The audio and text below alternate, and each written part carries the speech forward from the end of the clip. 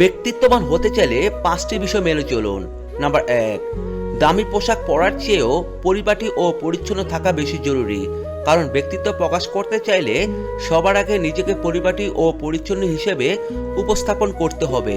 Number 2, রেগে যাওয়ার মতো কোনো ঘটনা ঘটলে সঙ্গে সঙ্গে প্রতিক্রিয়া দেখাবেন না, শান্ত থেকে পরিস্থিতি অনুকূলে নেওয়ার চেষ্টা করুন।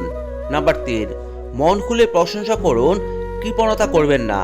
প্রশংসা করুন সত্যিকারভাবে, এতে আপনার স্মার্টনেস ও উদার ব্যক্তিত্ব প্রকাশ পাবে। নাম্বার 4, অন্যকে সাহায্য করার মানসিকতা আপনাকে অনেক দূর এগিয়ে রাখবে। তাই কেউ সাহায্য চাইলে তাকে যতটা সম্ভব সাহায্য করুন, এতে আপনার মানবিক ব্যক্তিত্ব প্রকাশ পাবে।